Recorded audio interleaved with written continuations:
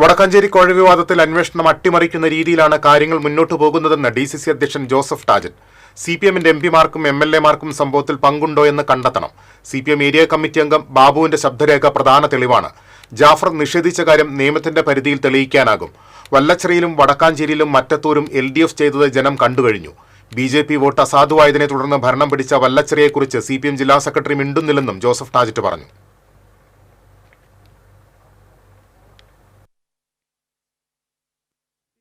ാണ് നീക്കം എന്നുള്ളത് പ്രഥമദൃഷ്ട്യാ ബോധ്യപ്പെടുകയാണ്. കാരണം ഇരുചെവി അറിയാതെ ഒരു പെറ്റീഷൻ കൊടുത്ത അപ്പം തന്നെ വിജിലൻസ് എൻക്വയറി ആരംഭിക്കുകയാണ്. ഇന്നേ വരെ കേരളത്തിൻ്റെ ചരിത്രത്തിൽ ഉണ്ടായിട്ടില്ല. അത് തന്നെ സംശയാസ്പദമായ ഒരു കാര്യമാണ്. ഇവിടെ ഈ ജാഫറിൻ്റെ പിന്നെ വോയിസ് അദ്ദേഹം അതല്ല എന്ന് പറയുമ്പോൾ ഇപ്പുറത്ത് CPM ഏരിയ കമ്മിറ്റി അംഗം ബാബുവുമായിട്ടുള്ള ജാഫറിൻ്റെ ഓഡിയോനെ കുറിച്ച് എന്താ പറയാത്തെ? അത് ജാഫറിന് നിഷേധിച്ചിട്ടുണ്ടോ?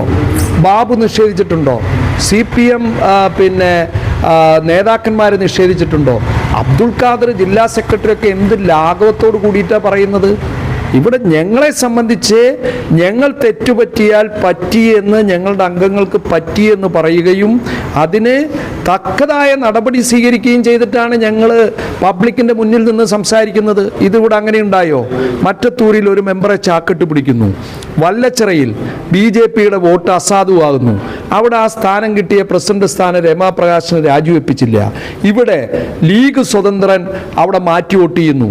ഇത്തരം ഒരു സാഹചര്യം വന്നിട്ട് എന്തുകൊണ്ട് CPM നടപടി